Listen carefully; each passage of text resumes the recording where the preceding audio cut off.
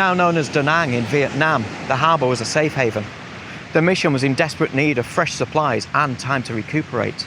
Dysentery and typhoid had swept through all 600 of them, and it was a stark reminder to proceed with caution. 6 years earlier, Britain had attempted its first embassy with China. The ambassador, Charles Cathcart, succumbed to the equatorial climate and died. For that reason, George Staunton had been tasked with stepping into Lord Macartney's shoes in the event of his death.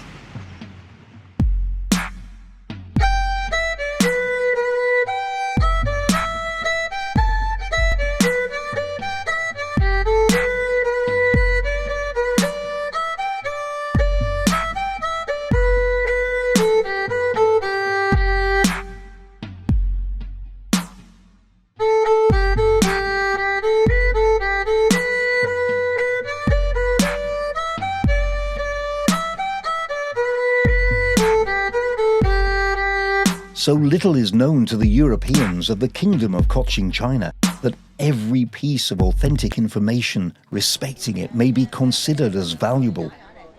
Should the growing influence of the French renew their treaty with Cochin China to actively employ force against us, it is exceedingly doubtful whether the British East India Company could any longer be able to maintain their valuable commerce with China.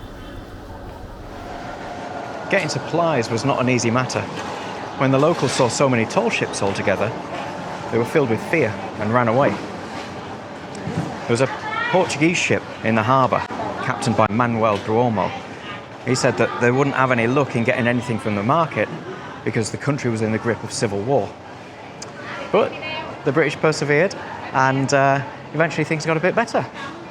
And as soon as the locals realised that there was plenty of money to be had and goods to trade, they soon restocked the market. It got so good that by the fifth night, they'd even arranged a dinner party for the British on shore. Still, some people were wary of the British. Manuel Duomo had been spreading more lies, telling them that the British had hostile intentions.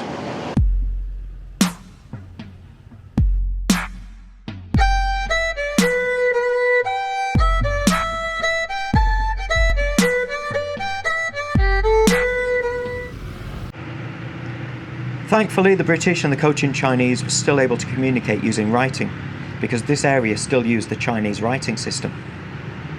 John Barrow had continued to learn Chinese on the long voyage with his former student, George Thomas Staunton, the 12-year-old son of Sir George Staunton.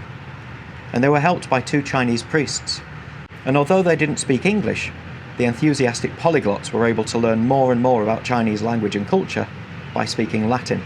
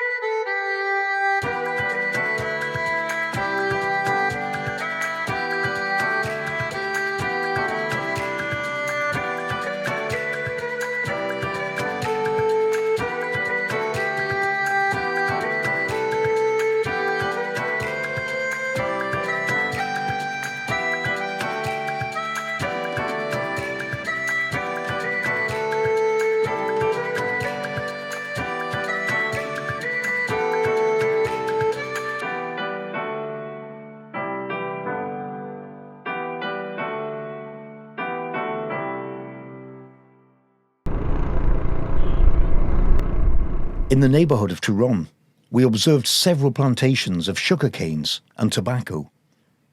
The country exhibited but feeble marks of tillage, and arts and manufacturing were evidently in a languishing state. The cottages of Turon were in general snug and clean, and sufficiently compact to protect the inhabitants from the heat of the sun at one season and the heavy rains at the other. The cottages contained little furniture, as if only intended for temporary use. As none of the houses in the town were large enough for the accommodation of so numerous a party, the governor issued his directions for building a spacious shed which by the help of the ever-ready and useful bamboo was finished in the course of a few hours.